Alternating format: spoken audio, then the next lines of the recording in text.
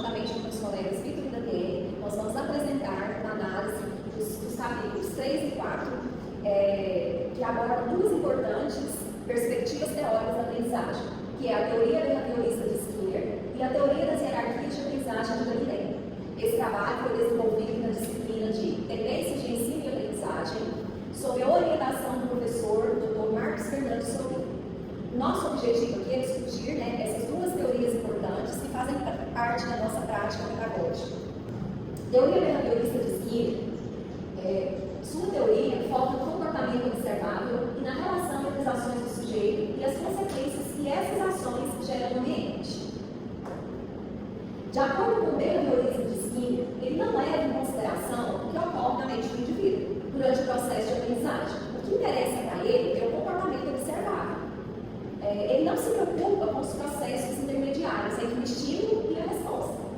Para ele, há dois grandes tipos de respostas, ou comportamentos, que no caso é os operantes e os respondentes. Os respondentes são os comportamentos involuntários, e os operantes são os voluntários relacionados ao ambiente. Então, os respondentes, que é o reflexo ou o voluntário, compreende todas as respostas dos seres humanos e outros organismos, que são voluntários frente a determinados estímulos. Por exemplo, a contração da pupila em presença de um feixe luminoso, inclinado o olho, explodindo o olho, o arrepio dos pelos da pele em presença de uma lufada de ar frio. Então, assim, de modo geral, todas as respostas que podem ser identificadas como reflexos são exemplos de comportamento respondentes.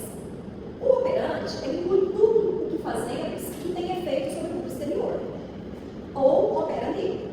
Enquanto os comportamentos respondentes, eles são provocados automaticamente por determinados estímulos, o mesmo não ocorre com os operantes. De acordo com a teoria da reforço, o comportamento ele é controlado por suas consequências. Temos aqui alguns conceitos fundamentais, que é o comportamento operante, o reforço positivo e negativo, a extinção e a punição e o controle pelas consequências. O comportamento operante, que é diferente do comportamento reflexo e respondente, é aquele que opera no ambiente, ao gerar consequências. A tônica, o essencial, está na resposta dada aos estímulos externos e que ocorre através da nossa seleção. O reforço, ele é qualquer consequência que aumente a probabilidade de um comportamento ser repetido. Então, nós temos o reforço positivo, que é a adição de um estímulo agradável a uma resposta, exemplo, elogio, uma nota boa. O reforço negativo é a remoção de um estímulo desagradável após uma resposta, por exemplo, você parar com um barulho irritante, você apertar um botão. A extinção e a punição, ela ocorre quando o comportamento deixa de ser reforçado, diminuindo a sua frequência. A punição, ela é a aplicação de uma consequência desagradável, visando reduzir a conduta. Agora, o controle pelas consequências, a ideia central é que o comportamento seja controlado pelo que o sucede. Então, se a consequência for benéfica, a tendência, a frequência da conduta é de aumentar.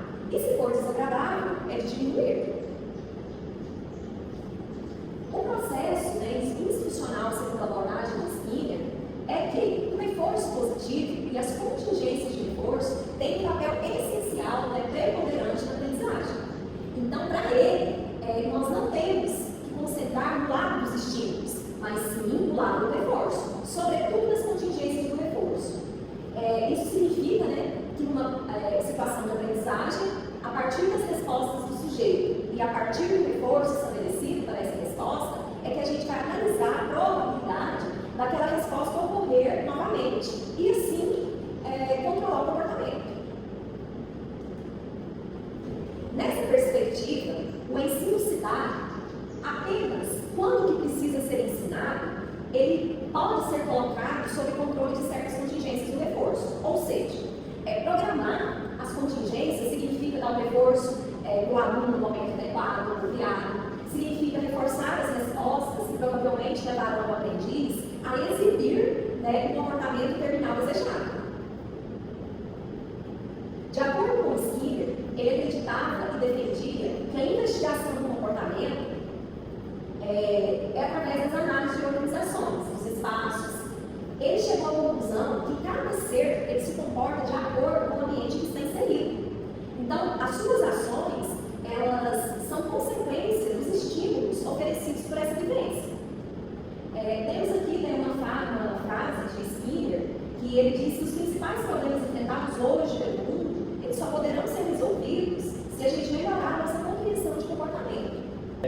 Diferente de Skinner, Gardner acredita que o aprendizado não envolve apenas o comportamento, mas também os processos mentais. Por isso que a sua teoria fica entre o behaviorismo e o cognitivismo, pois ele acredita que, na teoria dele, a gente observa o comportamento e entende os processos mentais, assim valorizando o raciocínio do aluno. Para Gardner, aprender é algo que acontece dentro do indivíduo, na sua mente, e logo depois é refletido em um comportamento. Ou seja, esse aprendizado não pode ser, tem que ser duradouro e não pode ser momentâneo. Para ocorrer a aprendizagem, o aluno precisa interagir com o ambiente, processar as informações que esse ambiente traz para ele, aprender o que é ensinado pelo professor. Um exemplo é o professor passar o conteúdo para o aluno pegar essa informação, processar, aprender e conseguir explicar para o restante dos colegas de forma autônoma, sozinho. Para Gardner, a aprendizagem é como ele faz um processamento de um computador. Ele dá a informação, processa e já dá a resposta. Um exemplo é a gente precisar do Google, entrega, a gente coloca a informação, o Google processa essa informação e logo dá o resultado. O outro exemplo é o professor explicar o conteúdo para o aluno pegar essa informação, processar, aprender e resolver a questão que o professor está passando. Como os eventos externos e internos. Os eventos externos é tudo que vem de fora, como a explicação do professor, o material didático que o aluno usa e os estímulos que vêm do ambiente. E os eventos internos é o que acontece na mente do aluno, como ele processa essa informação e dá a resposta para o professor. Então, para ele, esses dois eventos devem caminhar juntos para que ocorra a aprendizagem do aluno.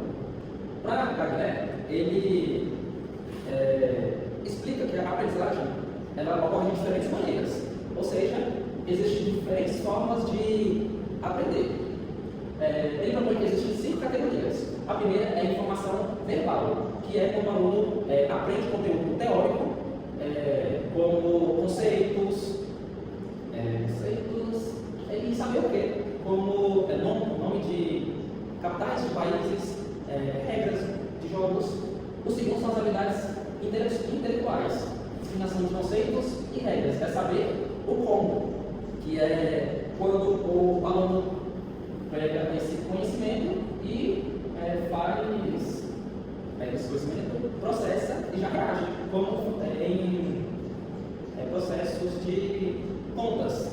O aluno consegue resolver contas e processos mais complexos. O terceiro é o cognitivo, as estratégias cognitivas, processo de controle interno para atenção, memória e pensamento. É quando o aluno cria estratégias de aprendizado, como aprender a fazer resumos, explicações, ser participativo. As atitudes é como o que o aluno, o estado interno, influencia as escolhas e as ações pessoais.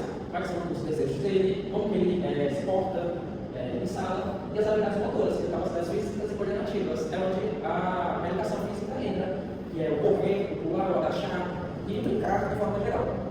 A instrução do papel do professor, segundo Gardner, é o professor ser um gerente do conhecimento. Cabe ao professor promover a tarefa e a aprendizagem por meio de instruções, sempre guiando o aluno. E ele planeja a instrução e administra e avalia a eficácia dos seus métodos através da avaliação constante do aluno. E, como falei, o professor vai ser como um gerente, ele vai ser um intermediário para o conhecimento do aluno. E tem que ser algo planejado e organizado, esses conteúdos passar para ele. Então, concluindo, temos que a teoria de Gardner ela fica entre o behaviorismo e o cognitivismo. Então, ele observa o que é visível, o comportamento e o que acontece na mente do aluno. E, vamos fazer aqui que a aprendizagem é uma mudança na disposição ou na capacidade humana que pode ser mexida e não é simplesmente atribuído ao processo de crescimento. Já na teoria das hierarquias de aprendizagem de Gardner, teoria de Gaminé é uma teoria mais cognitivista, onde ela considera mais através dos processos mentais, onde as ideias principais é que através da aprendizagem ocorre através de níveis de hierarquias, por exemplo, do simples ao mais complexo, através de níveis, por exemplo, nível 1, 2, do simples ao mais difícil. E para aprender algo novo, ele considera que é preciso já ter aprendido outras coisas que exigem um pré-requisito.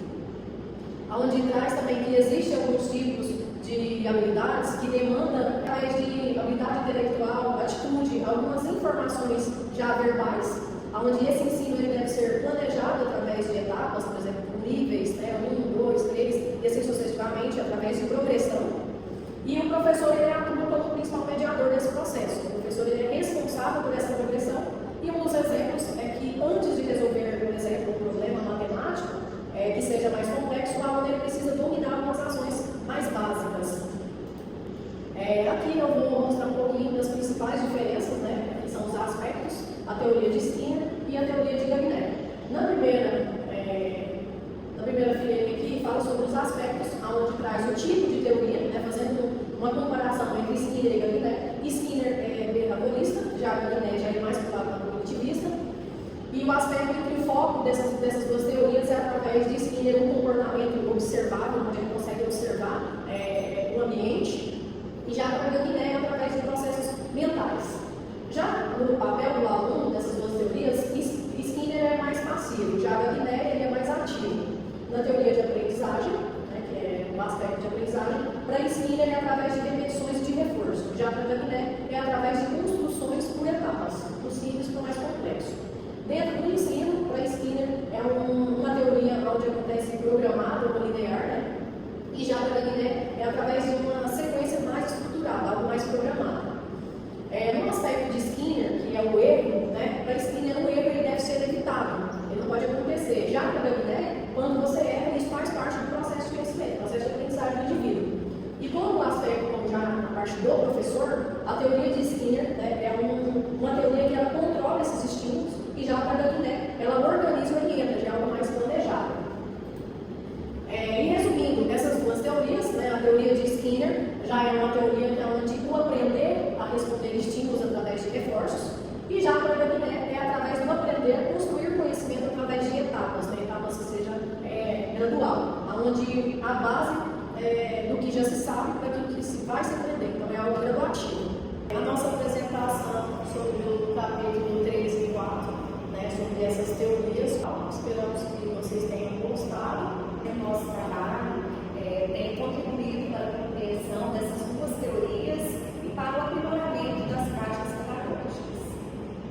E se você gostou dos dois estudiosos que a gente passou, lá no livro que o professor Marcos passou, no finalzinho de cada teórico tem as referências e mais livros